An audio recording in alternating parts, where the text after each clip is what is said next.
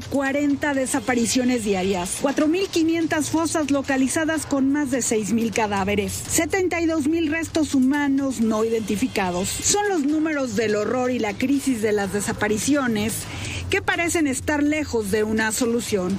Hay una cifra negra de arriba del 90% de casos que no se denuncian por miedo. Chamberlain dice que ni siquiera hay un banco de datos que ayude a la identificación de los desaparecidos. Empezando por la información de ADN en todas las fiscalías del país e incluso con Centroamérica, para poder hacer cruces de información genética y poder identificar los cuerpos. Bueno, se han opuesto sistemáticamente a compartir información. Sin bases de datos confiables, sin cruces de información, con investigaciones aisladas, el Estado ha quedado rebasado en esta crisis. Que la situación de desapariciones en México es tan grave que amerita llamar la atención de la comunidad internacional en su conjunto. Y por eso ha pedido al secretario general de la ONU que la situación de desapariciones en México sea llevada a análisis y discusión ante el máximo órgano deliberativo del sistema de Naciones Unidas. Especialistas advierten que México necesita mecanismos efectivos de búsqueda e identificación, además de datos confiables, un apoyo internacional que podría brindar Naciones Unidas. Y es que en México, la Comisión Nacional de Derechos Humanos ha sido más un obstáculo que una garantía para las víctimas. Tuvieron más bien que venir de la comunidad internacional a hacerle su trabajo a Rosario Piedra.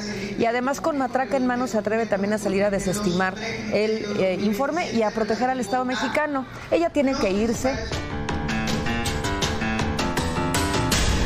La legisladora iniciará incluso un juicio político contra Rosario Piedra. Confía que la salida de la funcionaria, familiarizada con el régimen, podría empezar a desmoronar el muro que se interpone entre los desaparecidos, su búsqueda y la justicia. Laura Casillas, Azteca Noticias.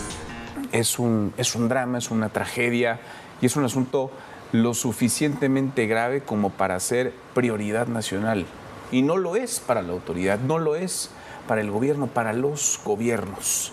Gustavo Hernández, padre buscador, gracias Gustavo, gracias por estar acá. Gracias a usted por la invitación. Muy buenas noches, gracias, bienvenido. Jimena Villicaña, Jimena, ¿cómo te va? Gracias Manuel, feliz de estar de regreso. Muy buenas noches, Carlos Ramírez del colectivo Hasta Encontrarles, gracias Carlos, muchas gracias. Muy buenas noches.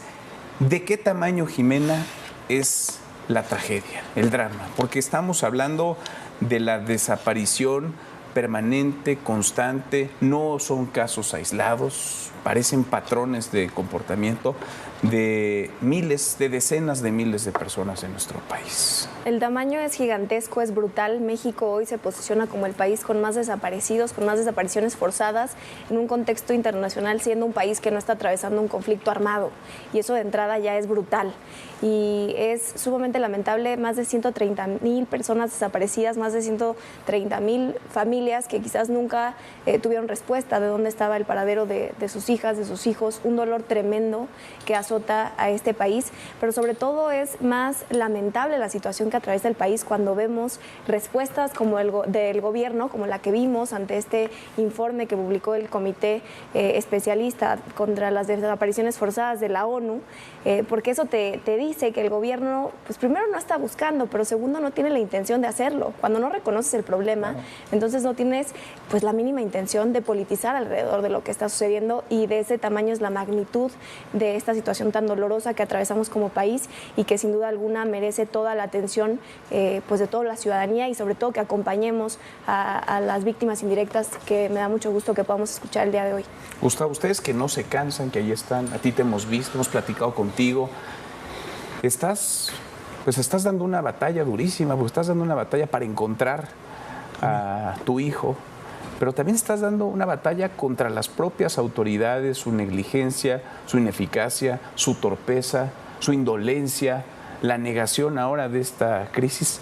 ¿Cómo es la vida cotidiana de un padre buscador como tú? Pues ya no es vida.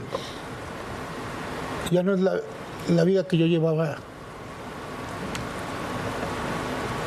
Es muy difícil para mí tratar este tema que no se supera. Y creo que cada día te lastima más y más y más y más. Pero la fe vale más. Y yo creo mucho eso en la fe, en la esperanza de encontrar a mi hijo.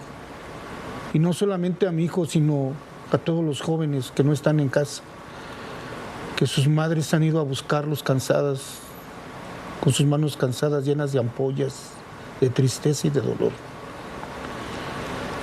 Yo recuerdo que aquel día, cuando ya va a ser un año, el 14 de mayo del 2024, cuando mi hijo se va con la ilusión de hacer algo en Monterrey y le ofrecen el trabajo de un nube en Escobedo, que es ahí donde él se desaparece. En ese momento cambió todo, para mí, para mi familia. Pero yo como padre es tanto el amor de mi hijo, de mi boludo, que yo no he cansado de dejarlo de buscar, aunque vaya con quien vaya. Y así como lo he comentado cuando estuve con la secretaria de Gobernación, con Rosicela, en aquella reunión con todos los colectivos, que me paré que le dije que aunque fuera un huesito me entregara de mi hijo. Parece ser que en aquel tiempo los que se acercaron de los funcionarios les valió todo. Nadie me dijo, vamos a hacer esto, vamos a sentarnos, nadie. No pasó nada después de eso. Nada. Entonces, ¿cómo puedes entender tú que sean tan indolentes de lo que estamos viviendo y que es una realidad? No somos números ni estadísticas, somos familias, somos seres humanos. Y es lo que ellos deberían de entender. Más allá de ser sensibles, son servidores públicos. Y también para ellos debe de haber una responsabilidad como servidores públicos, porque no es correcto que ellos, estando en esa área, lastimen y laceren a las familias aún con su dolor. ¿A qué me refiero? Pues a la burla, al decir, pues veniste, pues ya te fuiste y no hay avances, no hay nada. No pasa nada. Entonces, más allá de todo esto, el representar a todos los padres que se encuentran en la oscuridad, en la tristeza, en su dolor. Yo soy esa voz de ellos. Y la valentía que has tenido tú también, Carlos, para alzar la voz, para hablar por quienes ahora no pueden expresarse o no tienen voz, para no cejar, para no detenerse, ante, insisto, un Estado que además niega lo obvio y lo evidente, lo que estamos viendo, y que reconoce no solamente cualquiera que tenga un mínimo de noción de la realidad, sino lo están viendo ya a los ojos del mundo. Y acá parece que quieren minimizar ese drama, esta tragedia. Sí, justo lo que notamos desde el primer momento en el que se deslindaron de esto que pronunció el CED es que no quieren hacerse responsables de la crisis de desaparición que hay en el país. Estamos batallando con este tema desde hace ya varios años. Buscamos que se reconozca, que acepten esta ayuda del comité y que realmente bajo este artículo 34 que ya se activó, se empiecen a generar mecanismos para buscar a las personas, pero no se va a hacer lo necesario mientras el gobierno no lo reconozca. Ahora, tenemos también el tema de modificar o disfrazar las cifras, categorizarlas bajo tres diferentes tipos que obviamente va a afectar a la gente que está buscando, porque no todos tienen carpeta de investigación, porque ahora ya es un requisito, una obligación tener carpeta. Hay gente que a lo mejor no tiene los recursos, los medios, o no sabe cómo aperturar una carpeta de investigación. Hay otros tantos que por X razón, por falta de información, no se han buscado. Entonces tienen que dejar de maquillar, de disfrazar las cifras y hacer lo necesario. Eso a nivel federal. A nivel local sí hemos visto algunos tipos de avances, pero aún falta mucho para atender la crisis de desaparición. En la Ciudad de México tenemos más de 6.300 personas en cuanto a las cifras. Obviamente hay más que no fueron parte de la cifra porque no son denunciados. Y a nivel federal, pues los 130,000 tienen que ser buscados y localizados. 130,000, que es, digamos, la cifra 132,000. 132,000 reconocidos. Y decías muy bien, no se trata de números, de cifras, pero ayuda para dimensionar la tragedia y ayuda a comprender que esta cifra se disparó en los últimos años. Es decir, lo que ocurrió durante el sexenio de Andrés Manuel López Obrador, lo que ha venido ocurriendo durante este gobierno, es más grave, aún ya era peligroso y grave y delicado, pero ahora es más todavía porque esta inercia parece no tener fin, Jimena. Se ha disparado un 213% las desapariciones en este país. Estamos hablando de cifras brutalmente dolorosas, pero muy interesante lo que mencionan, porque este informe que realiza el Comité contra la Desaparición Forzada, que por más que insistan en negar que forman parte de la ONU, es un comité especializado de la ONU, que además ha trabajado durante más de una década con el Estado mexicano para atender la problemática. Dijo López Obrador que les iban a abrir las puertas y que iban a trabajar, que se iban a coordinar con ellos. Y así lo han hecho durante más de una década con el Estado mexicano, sobre todo con organismos que se dedican a atender esta situación con las propias víctimas. Han venido trabajando para poder llevar a cabo este informe, pero además es un informe que no buscaba sancionar al Estado mexicano. Entonces es absurda la reacción, porque no te están sancionando, al contrario, están activando este protocolo, este artículo 34 por primera vez en la historia, que activan este mecanismo para llevar la situación a la asamblea más importante de la ONU y que el mundo internacional ponga los ojos sobre la situación en México y que podamos recibir apoyo técnico y financiero en México para cumplir dos roles. Primero, para encontrar a los desaparecidos y segundo, para encontrar la verdad histórica sobre qué ha pasado con estos casos. Entonces, es increíble que el gobierno mexicano, lejos de aceptar este apoyo, porque es una deuda que tienen con las familias y con las víctimas indirectas de estos desaparecidos, estén más preocupados por la narrativa política y por los costos políticos que puedan asumir. Y de ese tamaño es el enojo y la indignación que deberíamos estar sintiendo, porque es increíble que la presidenta entonces haya enfocado toda la estrategia en decir que no se habla de este periodo. Es totalmente, además, vergonzoso que haya tenido que salir el propio representante de este comité a decir que sí se está hablando de la actualidad. Por supuesto, es algo que inició en México cuando se decidió sacar a los militares a las calles. Yo comparto ese diagnóstico. Esto inició hace mucho tiempo, pero hay que recordar que este gobierno hizo campaña diciendo que iban a regresar los militares a los cuarteles y llegaron y no solo siguieron con esa estrategia, la constitucionalizaron, lo pusieron en la Constitución. Y es increíble que digan que no existen las desapariciones forzadas, cuando nos están diciendo que van a sentenciar a Hernán Bermúdez Requena por desaparición forzada. Y este informe es muy amplio en detallar que sigue existiendo la desaparición forzada, por supuesto. Negarlo es negar la realidad de este país, pero además son muy puntuales en citar casos muy concretos que suceden en esta administración, como el Rancho Izaguirre. Y son decenas de personas las que todos los días desaparecen, siguen desapareciendo en este país, y es tristísimo, es trágico, y es parte, digamos, de ese horror, de ese drama, que el gobierno y las autoridades vean adversarios en donde tendrían que ver aliados, en donde tendrían que ver a las personas que deberían caminar con ellos, acompañarles a ustedes. Vemos a la Comisión Nacional de los Derechos Humanos pegada al gobierno en lugar de estar cerca de las familias, cerca de las víctimas, cerca de los horrores que ocurren en nuestro país. ¿Cómo aguantar? ¿Cómo resistir, Gustavo, cuando parece que todo está en contra? Yo creo que lo que necesitamos nosotros como sociedad es apoyarnos, sensibilizarnos. Creo que como sociedad tenemos la mayor responsabilidad de que esto no suceda, porque nos callamos. Si yo me hubiera quedado en mi casa llorando, martirizándome y no alzar la voz, a lo mejor yo ya no estuviera aquí de mi tristeza, yo ya hubiera partido. Pero también quiero decirte que en la comisión de búsquedas llegó la licenciada Marta Lidia, y ella es la que está haciendo un trabajo con nosotros por primera vez, quien me recibió y me dio un abrazo y me dijo: voy a trabajar y voy a empezar a ver qué está pasando. Nunca nadie lo había hecho, jamás, pero quiero decirte que la esperanza y la fe de menos de mí no la pierdo. Es triste. Hace un momento yo decía, mis pies están cansados, yo necesitaba una operación, no me la he podido realizar por falta de recursos, pero no me voy a cansar. ¿Y qué está sucediendo entonces como sociedad? Que nos ayuden. ¿Cómo nos van a ayudar? Acaba de pasar la fiesta del Mundial, de este partido que vino. Sí. ¿Cuántos fuimos ahí a apoyar? ¿Cuántos? O sea, también tenemos responsabilidad, como estamos cansados. Vino Shakira, ¿qué hicieron? Ahí está el pachangón, ¿no? Hubo pachangón. van a traer ahorita al de ópera. Sí, Andrea Bocelli. Entonces, es algo que no lo puedes evitar. Hay un derecho y debes de tener ese derecho, pero ¿cómo me puedes ayudar tú a mí? De esa forma, compartiendo, apoyándonos, ir de la mano. No estamos pidiendo otra cosa, que nos ayuden.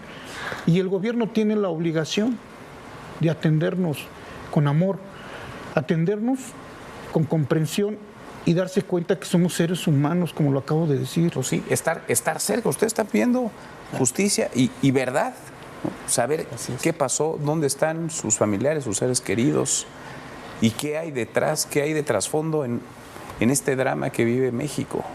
Así es, y justo lo que comentabas, es indignante que la Comisión Nacional se ponga a apoyar una narrativa oficialista cuando hay muchas evidencias y la desaparición forzada no solamente se comete directamente por agentes del Estado, también por aquiescencia, se permite, hay permisividad para que esas cosas sigan ocurriendo. A lo mejor un agente, no sé, municipal o estatal, con algún apoyo de algún particular se lleva a cabo esta desaparición y ya se cataloga como desaparición forzada, no como particulares. Y a veces pues ya no hay división entre criminales y autoridad, gobiernos.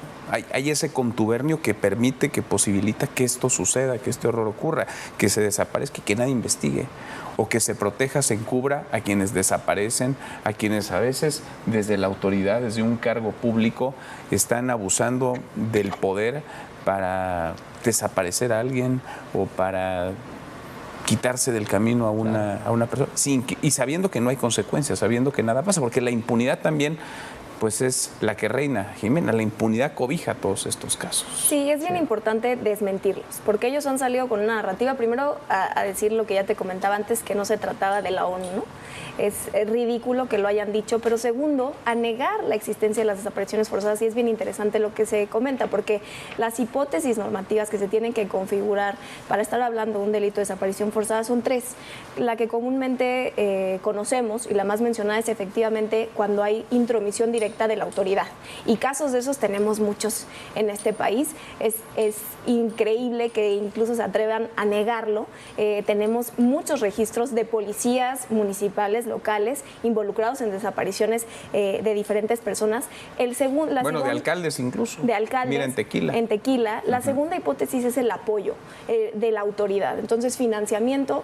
Tenemos el caso de la deuda más grande de este país, el huachicol fiscal, 600 mil millones de pesos, que por supuesto que se van a financiar estos grupos delictivos, y una de las tareas de los grupos delictivos es desaparecer personas. Entonces, ahí hay apoyo de las autoridades. Y el tercero, la aquiescencia, que es la que más les enojó, pero básicamente se resume en algo muy sencillo. Cuando alguien que sabe que algo está sucediendo no hace nada para que eso deje de suceder, está cometiendo y está siendo permisivo con ese delito, y el ejemplo más claro de eso es el Rancho Izaguirre, en Jalisco. Por supuesto que las autoridades estatales ahí sabían lo que se estaba haciendo, y muchas de esas cosas pasan también en estados como el mío, en Michoacán. Entonces, por supuesto que hay desapariciones forzadas en México, pero es lamentable que se atrevan a negarlo, porque eso le dice a las familias, a las víctimas indirectas, que entonces no están dispuestos a asumir la responsabilidad y hacerle frente a este problema. E incluso más cara dura que se atrevan a mencionar a Calderón y a Peña Nieto, porque yo no sé si este gobierno sabe que incluso los desaparecidos de esos periodos hoy son su responsabilidad, que los familiares de estas personas que desaparecieron en estos periodos tengan la verdad de lo que sucedió y puedan encontrar a sus familiares. Es también la responsabilidad del gobierno del día de hoy. Son unos sinvergüenzas, y hay que decirlo como lo que son, pero sobre todo yo me sumo a lo que aquí se dice. Tenemos que ejercer un compromiso como ciudadanía de, si el Estado está siendo omiso ante esta situación, seamos nosotros los ciudadanos quienes acompañemos estas causas y les demos más visibilidad. Sí, no se trata solo del gobierno. Claro que el gobierno y la autoridad tiene una responsabilidad, pero todos como sociedad podemos hacer mucho y podemos acompañarles. Yo creo que esa es la base principal, y es como se dice o no se dice o se educa. ¿En dónde empieza la educación? En la casa. Ahí empieza todo. Pero la sociedad es la primera responsable de haberse callado durante tantos años. El no decir nada, no pasa nada, porque es lo que está sucediendo. Y no es correcto, porque tú no sabes si te va a pasar el día de mañana. Yo no sabía que a mí me iba a pasar. Si yo estaba feliz, estaba trabajando, estaba haciendo algo importante. Y hoy estoy aquí sentado, hoy estoy aquí triste, deprimido, porque se te acaba tu mundo, tu vida. Y no nada más es la tuya, es de toda una familia, es de ese núcleo. Los chiquititos, ¿qué va a ser de ellos? Quedan desprotegidos, ¿qué va a ser de esas criaturas? ¿Cuál va a ser su futuro el día de mañana, el presente para ellos? ¿Van a ser unos próximos delincuentes? ¿Qué va a ser de ellos? No, y no podemos normalizar, no podemos pensar como sociedad que esto está bien, que es una nota más, que es un informe más, que es una cifra más. Esto tendría que simbrar, tendría que sacudir a toda una sociedad. Generar políticas efectivas que sirvan para mitigar esta problemática, para atender la desaparición y el tema de seguridad que está totalmente involucrado con esto, porque con la inseguridad se generan este tipo de delitos, ¿no? Y bueno, también como comenta el señor, pues lo que puede hacer la sociedad, yo creo también es sumarse a esas jornadas que se llevan a cabo de búsqueda, difundir las fichas en redes, en donde puedan, y empatizar, porque todavía existe mucho el tema de la revictimización de parte de la misma sociedad. Sin duda. Carlos, te agradezco mucho. Jimena, gracias como siempre. Gustavo, gracias. Muchas gracias. Y mi admiración para ustedes, para su valor, para su arrojo, para su valentía. Acá los acompañamos. Gracias, muchas gracias. Hasta mañana, pásala muy bien.